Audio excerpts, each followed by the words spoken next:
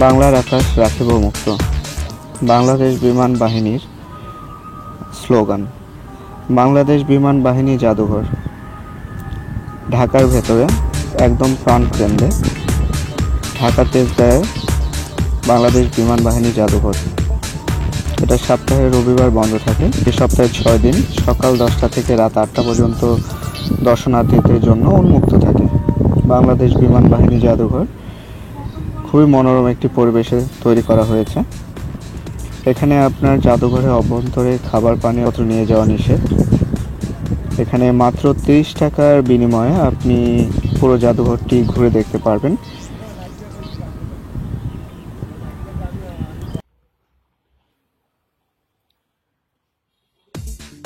এখানে ticket counter আছে। এখানে পুরুষের জন্য এবং মহিলাদের জন্য আলাদা সুব্যবস্থা আছে। অনেকগুলো কাউন্টার আছে, যেক্ষেত্রে আপনার লাইনে দাঁড়াতে হতে পারছে না। ফুড লাভারদের জন্য এখানে অত্যাধুনিক মানের খাবার রয়েছে এবং খুবই পরিপাটি পরিবেশ। এখানে প্রবেশের জন্য সিকিউরিটি ব্যবস্থা আছে এবং খুবই সিকিউরিটিটা মেনটেন করা হয়।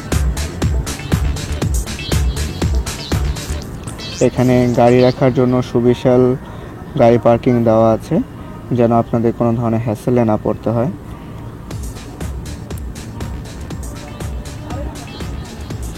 এখানে নীলাদ্রি নামের একটি শপ আছে, যেখানে আপনি আপনার পছন্দের ড্রেস এবং বাচ্চাদের খেলনা কিনতে পারবেন।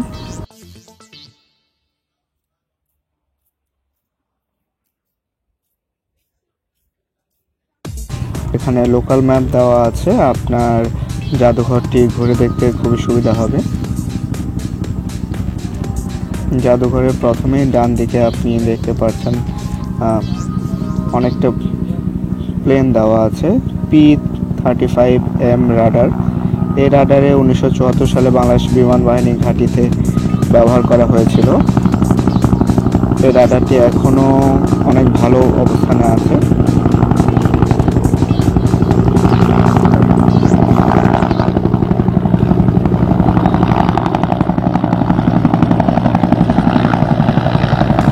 রাডারের পাশে আপনি দেখতে পাচ্ছেন একটি সুন্দর খাবারের দোকান।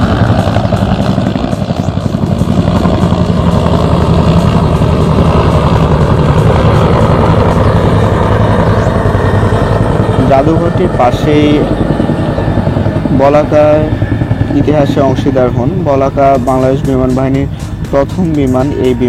এই বিমানে প্রধানমন্ত্রী এবং রাষ্ট্রপতি সর্বপ্রথম বাংলাদেশে বিমানে যাত্রা করেন এবং এই বিমানটি এখানে স্মরণ করে রাখার জন্য দেওয়া হয়েছে। এবং এই বিমানে আপনারা 30 টাকার বিনিময়ে ভেতরে প্রবেশ করে দেখতে পারেন বিমানের অভ্যন্তরীণ জিনিসপত্রগুলো।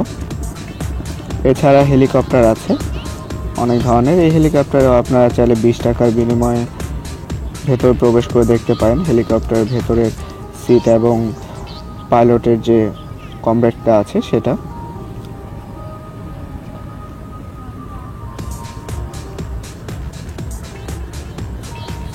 এছাড়া আরও রাডারের ব্যবস্থা আছে, জিপিএস রাডার, যেটার মাধ্যমে বাংলাদেশ বিমান বাহিনী তাদের বিমানের লোকেশনটা ট্রেস করতে পারে, যেটা এখনও বাংলাদেশে ইউজ করা হয়ে থাকে। এখানে একটি দৃষ্টান্ত দেখার জন্য দেওয়া হয়েছে। এছাড়া অনেক যুদ্ধ বিমান এখানে আছে, যেগুলো বাংলাদেশ বিমান বাহিনীতে ব্যবহার করা হতো।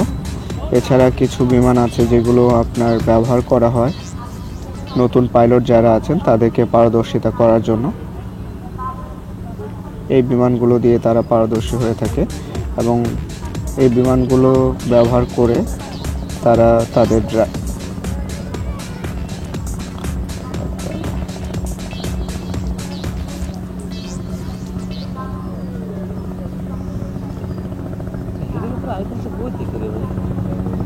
এখানে আরেকটি যুদ্ধ বিমান দেখা যাচ্ছে।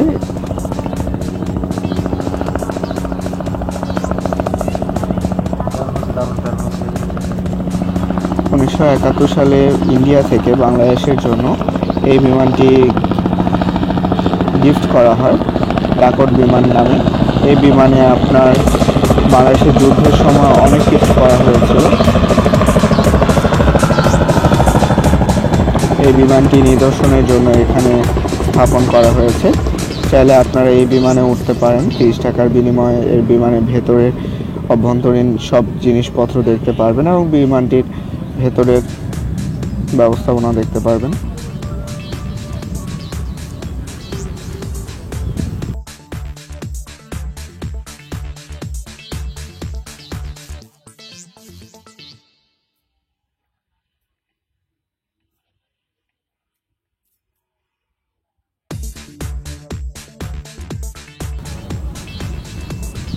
এছাড়া আরও কিছু প্রাইভেট জেট এখানে দেখানো হয়েছে, রেখে দেওয়া হয়েছে। এছাড়া আরও যুদ্ধ বিমান আছে যেগুলো মালয়েশিয়া যুদ্ধে ইউজ করা হয়েছে। এয়ার টুইটার ট্রেনার নামে একটা প্লেন দেখা যাচ্ছে এখানে।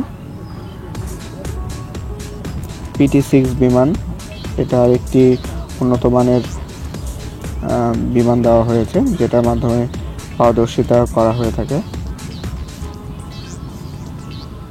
এছাড়া আরও অনেক বিমান আছে যেটা আপনারা দেখতে পাচ্ছেন।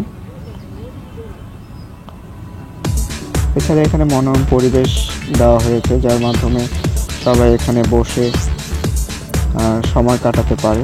এটা ধূমপান মুক্ত একটি পরিবেশ সৃষ্টি করা হয়েছে এখানে